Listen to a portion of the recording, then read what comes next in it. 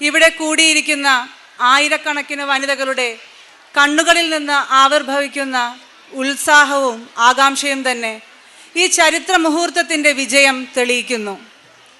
നാം ഇവിടെ ഒത്തൊരുമിച്ചിരിക്കുന്നത് ഒരു പ്രത്യേക ലക്ഷ്യം കൈവരിക്കാൻ വേണ്ടിയാണ്. തിരക്കുകളിൽ നിന്നൊഴിഞ്ഞ് മക്കളുടെയും കുടുംബാംഗങ്ങളുടെയും പ്രശ്നങ്ങൾ മാറ്റിവെച്ച് ആഘോഷ പരിപാടികളിൽ നിന്നൊഴിഞ്ഞ് മാറി ചിന്തിക്കാനും മറ്റുള്ള സ്ത്രീകളെ മാറ്റി ചിന്തിപ്പിക്കുവാനും വേണ്ടിയാണ് നമ്മുടെ ഒത്തുചേരൽ. നിങ്ങൾ ഒത്തുകൂടി അവകാശങ്ങൾക്കും നീതി നിഷേധത്തിനുമെതിരെ ശബ്ദിച്ചാൽ വർഗീയമെന്ന് വിമർശിക്കുന്നവർക്ക് ഒരു താക്കീതായി നാം മുന്നേറുകയാണ്.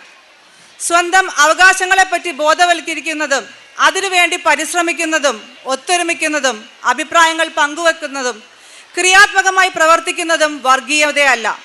സ്വന്തം സമുദായത്തിൽ അല്ലെങ്കിൽ കുടുംബത്തിൽപ്പെട്ടവർ നീതിക്ക് നിരക്കാത്തത് ചെയ്യുമ്പോൾ അതിനെ പിന്താങ്ങുന്നത് വർഗീയതയായി പ്രവാചകൻ പരിചയപ്പെടുത്തിയിരിക്കുന്നു. അന്യമതക്കാരോടും അന്യ സമുദായങ്ങളോടും വിദ്വേഷം പരത്തുന്ന വർഗീയതയുടെ യഥാർത്ഥ വക്താക്കളെ നാം തിരിച്ചറിയണം. ഭീകരർ എന്ന മുദ്ര ചാർത്തി മുസ്ലിം സമുദായത്തെ സമൂഹത്തിൽ നിന്ന് അകറ്റി നിർത്തുവാൻ ഫാഷിസ്റ്റുകൾ നിരന്തരം ശ്രമിച്ചുകൊണ്ടിരിക്കുന്നു. ഇന്ന് നമ്മുടെ സമുദായത്തെ ബാധിച്ചുകൊണ്ടിരിക്കുന്നത് ഭയം എന്ന രോഗമാണ്.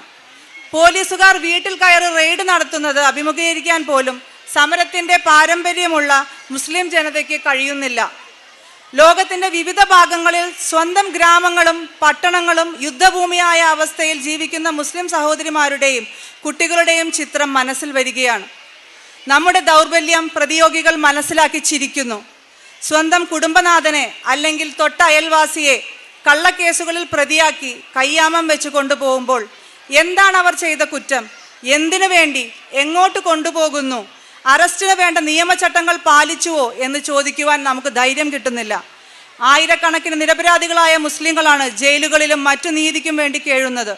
മലേഗാവിലും നന്ദേടിലും ഉണ്ടായ സ്ഫോടനങ്ങളുടെ യഥാർത്ഥ പ്രതികൾ ഹിന്ദുത്വ ഭീകരരാണെന്ന് പോലീസുകാരും മുഖ്യധാരാ മാധ്യമങ്ങളും പറഞ്ഞു തുടങ്ങിയപ്പോൾ മാത്രമേ ഒട്ടുമിക്ക മുസ്ലിം സംഘടനകൾക്കും അത് പറയുവാനുള്ള കരളുറപ്പ് സിദ്ധിച്ചുള്ളൂ. മുസ്ലിങ്ങളുടെ അധപതനത്തിൻ്റെ മുഖ്യ ഹേതു അനൈക്യവും ദുരഭിമാനവുമാണ്. അനുഷ്ഠാനങ്ങളിൽ വ്യത്യാസമുണ്ടെങ്കിലും ലോക മുസ്ലിങ്ങൾക്ക് ഒരു അല്ലാഹുവും ഒരു അന്ത്യപ്രവാചകനും ഒരു പരലോകവുമേ ഉള്ളൂ. ഭിന്നതകൾ മറന്ന് ഐക്യപ്പെട്ട് പ്രവർത്തിക്കുവാൻ, ഒരുമിച്ച് മുന്നേറുവാൻ സമയം അതിക്രമിച്ചിരിക്കുന്നു. ഒരു സമൂഹത്തിൻ്റെ പരിണാമം അല്ലെങ്കിൽ സാമൂഹിക വിപ്ലവം സ്ത്രീകളുടെ പങ്കില്ലാതെ നടപ്പായ ചരിത്രം ലോകത്തെവിടെയുമില്ല.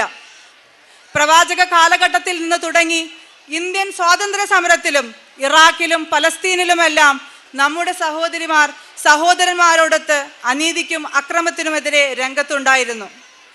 സാമൂഹിക യാഥാർത്ഥ്യങ്ങൾ മനസ്സിലാക്കി ഭീതിയും അപമാനവും മനസ്സിൽ നിന്ന് വെടിഞ്ഞ് അന്തസ്സും അഭിമാനവും ഔന്നിത്യബോധവുമുള്ള ഒരു ജനതയെ പടുത്തുയർത്താൻ നാം സ്ത്രീകളും ഭാഗവാക്കാകുന്നു എന്ന് പ്രഖ്യാപിച്ചുകൊണ്ട് അതിൻ്റെ പ്രപഞ്ചനാഥനിൽ സർവ്വതും സമർപ്പിച്ച് നമുക്ക് മുന്നേറാം.